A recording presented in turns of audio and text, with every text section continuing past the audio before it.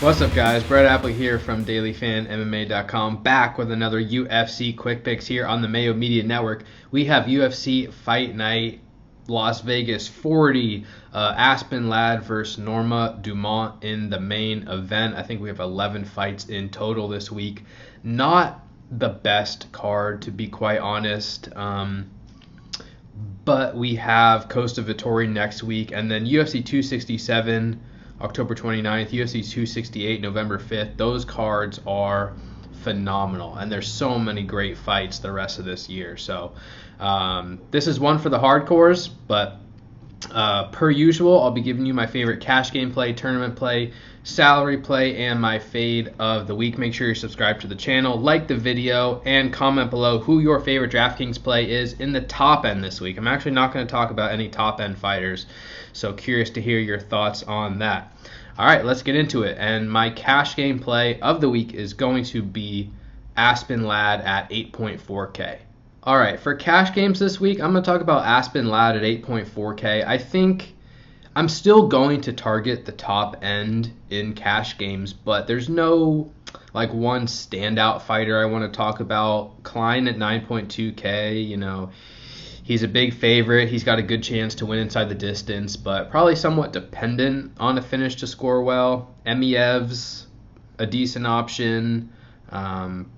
Fairly dependent on wrestling success, but he's a big favorite. He's not a bad option. Godinez is fighting for the second time in 7 days against Luana Carolina. She's an interesting option at 9K, and Fiora at 8.9K, coming off two big scores. I'm definitely going to target this range in cash games, but with only 11 fights on the slate, the main event interests me as well. Aspen Ladd's currently the favorite at -130. She actually had a really tough weight cut 2 weeks ago when she was supposed to fight Macy Chiasson, had to pull out, and was rewarded for it by getting this main event opportunity up a weight class at 145. So I'm not totally certain how Aspen Ladd is going to look. I mean, she's had issues on the scales before, and her one UFC loss, she got knocked out in 16 seconds by Germaine Durandamy. So I do have some concerns, and I don't think this is like the easiest stylistic matchup for her.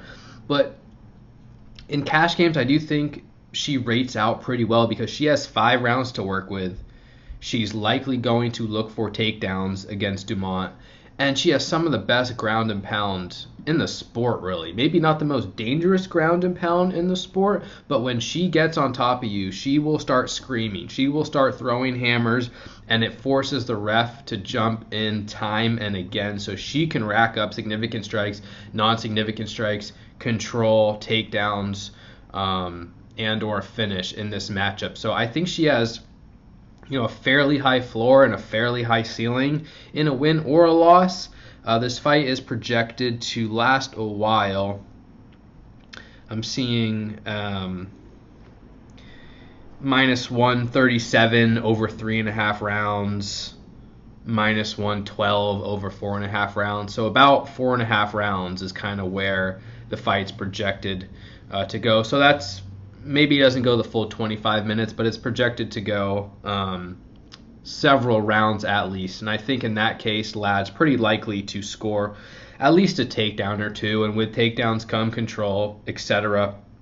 Dumont, I think, may have an advantage on the feet here, especially early on. I think she's a pretty effective striker, and I don't mind Dumont in cash games either. I don't mind either side of this fight in tournaments. I think it's a very strong fight to target on this slate. The one concern I have with Dumont is we did see her slow down against Felicia Spencer in her last fight, and she ended up on her back in round 3 and was controlled for multiple minutes and didn't get up. And that's not a great sign, because if Ladd gets on top of her, that means Ladd's fairly likely to win that round, fairly likely to keep control, and she might do enough damage with her ground and pound to force a stoppage. So it's a good fight to target in cash games and tournaments. Ladd is going to be my preferred play at 8.4K. She's the favorite. I think she has higher upside. She scores better on DraftKings. Plus 190 inside the distance, a better finishing line here. So Aspen Ladd's going to be my cash game play of the week. All right, moving on to tournaments. I'm going to talk about Jim Miller.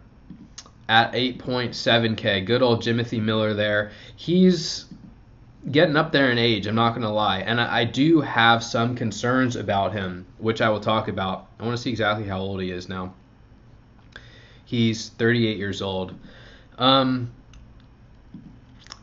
Jim Miller is fighting an opponent in Eric Gonzalez who isn't as strong as the vast majority of Miller's recent opponents. So that is why Miller is favored here. I mean, Miller has only won by first round submission dating back to 2016. So in a span of 12 fights. In his last 12 fights, Miller has not won by any other method than first round submission. He's got 4 of them. And it's because he's still a good grappler, but he slows down dramatically. And his opponents have been able to push a pace, take him down, and win decisions.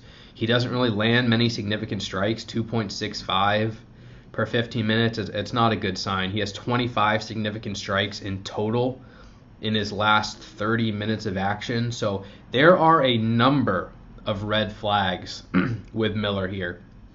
And I wouldn't be that shocked if he lost. However, he's coming off a loss to Joe Selecki. He lost to Vince Pichel. He lost to Scott Holtzman. He lost to Charles Oliveira. He lost to Dan Hooker. Those are pretty quality names. And even Roosevelt Roberts, Clay Guida. I mean, these are fighters who he's beaten who should be above the level of Eric Gonzalez, who's making his UFC debut on Saturday at 14-5 professionally. Gonzalez recently lost to Humberto Bandenay on the regional scene, if that tells you anything.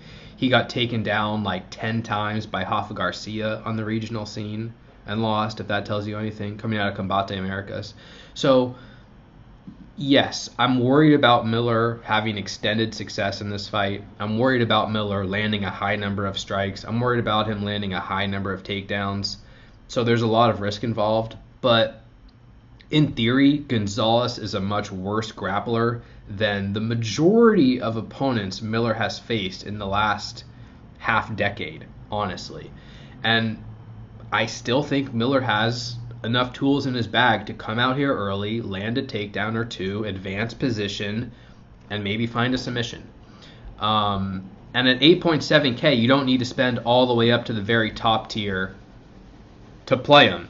It's a decent price. He's got a bunch of upside, plus 180 inside the distance. It's going to have to come from grappling, in my opinion. He's not the safest fighter in the world, but we love to target grapplers. I think he has a chance for another early submission against a weak opponent, so I'm going to be taking risks on Jim Miller here. 8.7K, he's going to be my tournament play of the week. All right, moving on to my salary play of the week. I'm going to roll with Andrew Sanchez at 7.9K fighting Bruno Silva in a fight that I'm very interested in, both sides on tournaments. Bruno Silva coming off a first-round knockout victory over Wellington Turman. I was on Turman in that spot too, mostly because Bruno Silva had some red flags coming into his UFC debut, coming off a major USADA suspension. His fighting style doesn't look great either. He gets taken down a lot. His functional striking doesn't pass the eye test for me, but he's still a dangerous finisher in that regard. Ended up getting a first-round knockout, and I think that's his upside against Sanchez here as well. Sanchez has been knocked out a few times in his career, though all in round 3. A lot of times he gets tired, so I don't know if Silva's really the type to sustain a hard pace and knock him out in round 3, but it's possible. So I actually don't mind Bruno Silva here in tournaments. Plus 115 inside the distance is a great number. Sanchez, I like for the value because I trust him more over a 15-minute period. He's a more consistent fighter. He's fought hard 3 rounds many times in the UFC. He comes from a high-level wrestling background, averages nearly 2 takedowns per 15 minutes. So he has more tools here. And he also knocked out Wellington Turman in the first round. So it's not like, MMA math doesn't really mean anything. But my point is that I'm still a little bit uncertain and not really willing to trust Silva. At this stage, yeah, he can have a big moment, hurt Sanchez, but over the course of 15 minutes, I would project Sanchez to be the more effective striker and probably have success in the clinch with his wrestling, with takedowns. Hopefully he can tire Bruno Silva out and get this victory. And either way, I think the winner has a pretty decent shot of exceeding value. You know, if we're dropping down to like 7.3, 7.2, Bueno Silva, Carolina, Danny Roberts, Landwehr, like a lot of these fighters down below in the bottom tier, I'm just not that excited about. They could win, but they don't have a ton of win equity. They don't have a ton of finishing equity. They don't have a ton of grappling equity.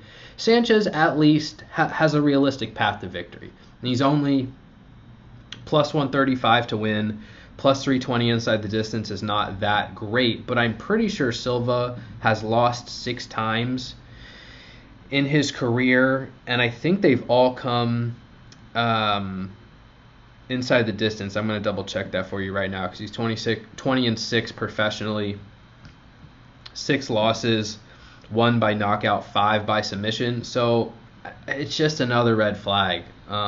Yeah, maybe Sanchez wins a boring decision, but theoretically, you know, Silva has fought 26 times. He's never lost once by decision. So I could see Sanchez hurting him on the ground, maybe a submission. It's probably not super likely, but still, I would expect a victory from Sanchez to come from grappling to an extent at least. I think he strikes enough as well to produce a score that should exceed value at 7.9K. Still in a competitive fight. He's going to be my salary play of the week. Moving on to my fade of the week, it's going to be Dana Batgerel at 8.6K. Batgerel's coming off 2 first-round knockout wins against Guido Canetti and Kevin Natividad. Put up 2 big scores. That's fine. I think he's a pretty solid striker. But my boy Brandon Davis is coming back to the UFC, and I have probably lost a good bit of money chasing Brandon Davis, but I think I'm going to do it again to an extent. I really like fighters who can fight at a high pace, who can produce volume, who are tough. And Davis can do that. I mean, he lands 4.65 significant strikes per minute, absorbs 4.33.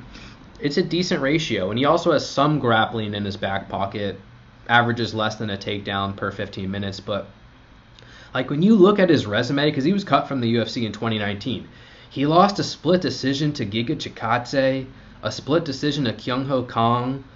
He was submitted by Zabit, and he lost a decision to Enrique Barzola. Those are his last 4 losses.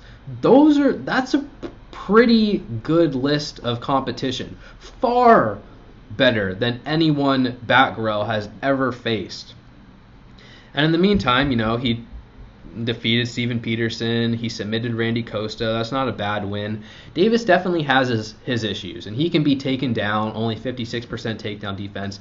But Batgerel is a striker. Batgerel, I don't even think he's attempted a takedown in the UFC. If he has, he just certainly hasn't landed one.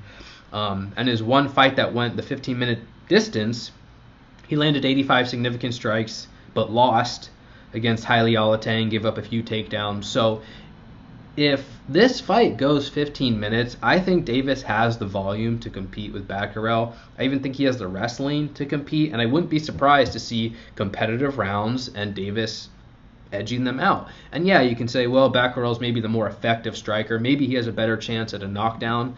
That's fine, but Davis is 14-8 professionally. He's never lost by knockout. He's lost by submission a couple times, like to Zabit, but he's never lost by knockout. He's really tough. And so if Batgerel can actually go out there and knock him out, then props to him. Then I'll be wrong. But I just think Davis is a step up toughness-wise from Canetti and Natividad, and he's willing to take damage. And he will fight at a hard pace. And yeah, Batgerel might be a little bit more of an effective striker, but Davis can compete with him, I think. And over 15 minutes, I would expect this to be a very competitive fight. So Batgerel, for him to exceed value at 8.6K, probably needs a knockout, in my opinion. He is minus 170 to win and plus 248 inside the distance. It's fine. I still think it's probably a bit too high just because Davis has never been knocked out. But yeah, there's just not enough grappling equity with Batgerel. not enough striking volume with Batgirl at 8.6K to really invest with him. You probably need a knockout, and I just don't think the chances of him going out there and knocking Davis out in the first round like he did Canetti and Natividad are that likely. So he's a fun fighter, but I'm not going to have much or any exposure to Batgirl on this slate at 8.6K. And on the flip side, I think Davis is a pretty solid secondary salary saver at 7.6K. All right, guys, that's going to do it for this week's UFC Quick Picks. Thank you again for the support. You can follow me on Twitter, Brett Appley, TTP, dailyfanmma.com for all your DraftKings breakdowns needs. Got a full podcast coming up, rankings, projections, betting content, everything you want, dailyfanmma.com. Thanks to Pat and the team for having us on the channel. Once again, make sure you subscribe, and yeah, let me know who you like in the top end this week. Best of luck in your contest, guys. Stay safe out there. We'll talk to you soon. Peace.